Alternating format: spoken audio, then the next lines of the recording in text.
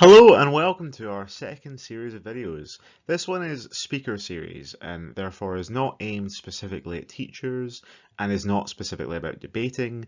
It's more about just public speaking in general, and it's aimed at people who want to improve their public speaking. We hope, of course, it'll still be very useful for teachers, and it should be very useful for debaters, given that debating is a form of public speaking.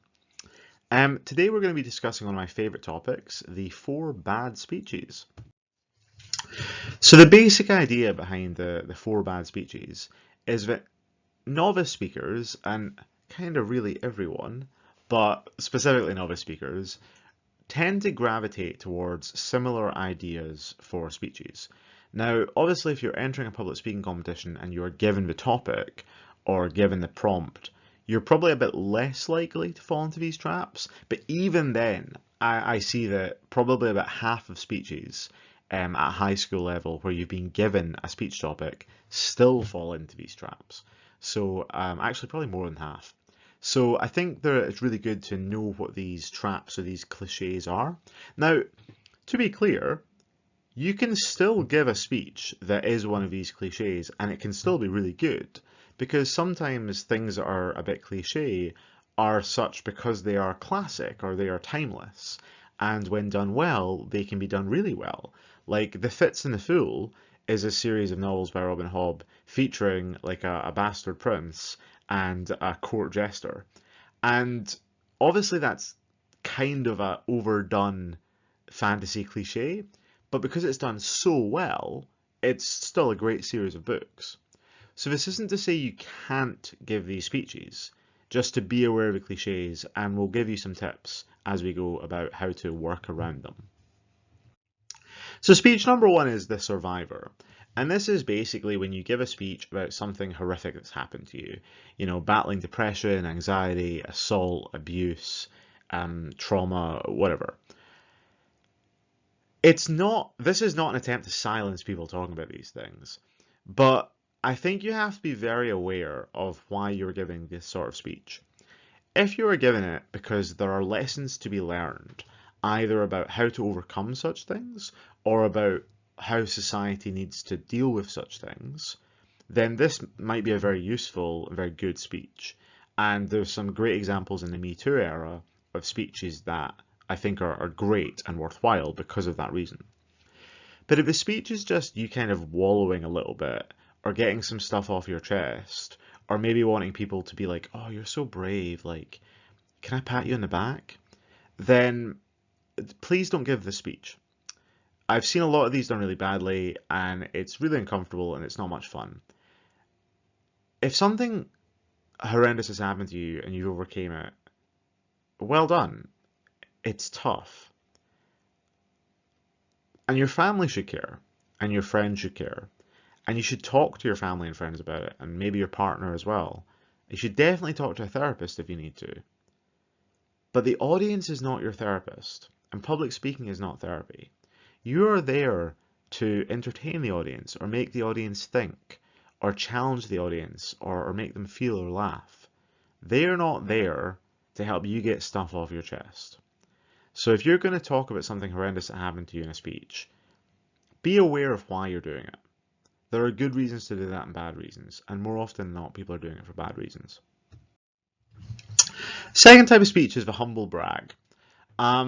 This is just when you give a speech that, disguised or not, is ultimately about a time where you did something cool or accomplished something impressive or whatever. This is really hard to hear for some people, but most people don't care about your accomplishments, even if they're really impressive. And most people haven't achieved anything that's objectively, compared to the other 7.8 billion humans on the planet, that impressive. Even people who have broken world records, most people don't care.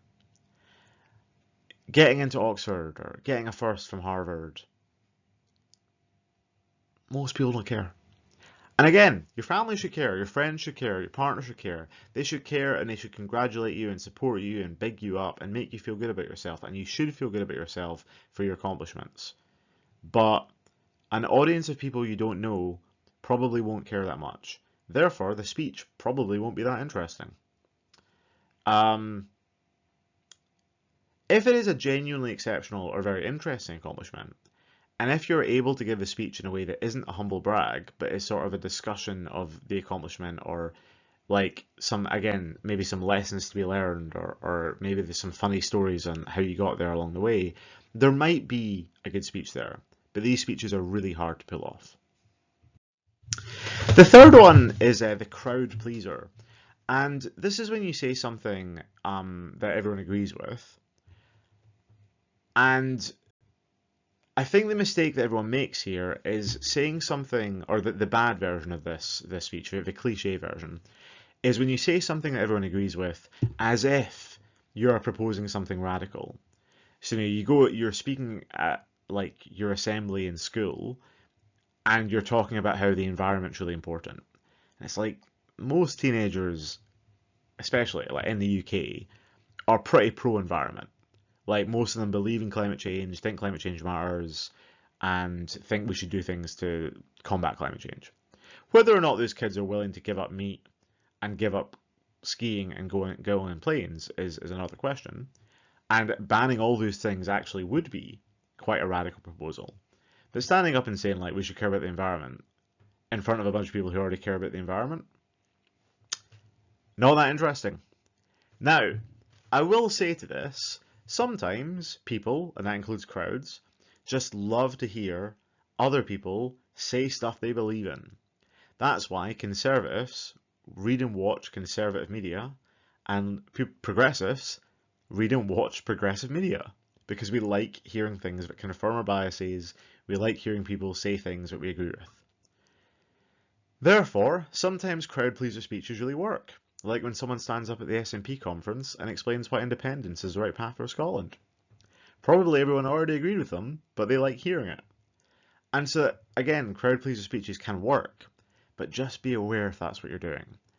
One of the worst speeches to listen to is when someone stands up and says something as if it's like, oh my god, that is out of left field, when they are literally just saying something we all agree with. So be self-aware. The fourth and final cliche speech is the academic.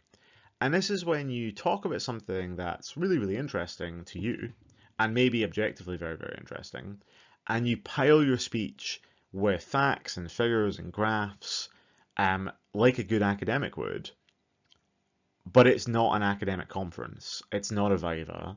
You're not presenting research. You're trying to get an audience interested in what you're saying. An interesting idea, or interesting research, or interesting data is not enough to interest an audience unless it is an audience of academics and you're at an academic conference. If you're not, then you need to do something else to make the speech interesting. And that might be, giving us your opinions on why it's interesting, which makes it a little bit more personal, or it might be, telling us some stories about how the research happened, or how this research might be applied, and some like interesting hypotheticals. There are ways to do that. But if you're just going to stand up and be like, here's some facts that I know, or that I've researched, and I'm going to present them to you in a sort of like dry but somewhat academically rigorous manner, regular people aren't academics. They will not enjoy that. So don't be doing that. We're going to talk in the next video about how to construct long prep speeches. For now, what I'll say is you should talk about things that interest you and try to make them personal to you. But you should also always be remembering that when you give a speech, the audience are giving you their most precious commodity. They're giving you their time. And you should be respectful of that. If you're going to give a 5-minute speech to 180 people, that's a lot of human hours, right? It's that I don't want to do the math on the fly, right? But that's a decent amount of human time that you've just taken a chunk of, okay? And those 30 human hours or whatever it is deserve to be used wisely. And so do something you think the audience will enjoy, not just something you will enjoy. Ideally, it should be both. Next time, we're going to talk about how to construct a speech. Thanks so much for watching. Post any comments, opinions, thoughts below, and we'll see you soon.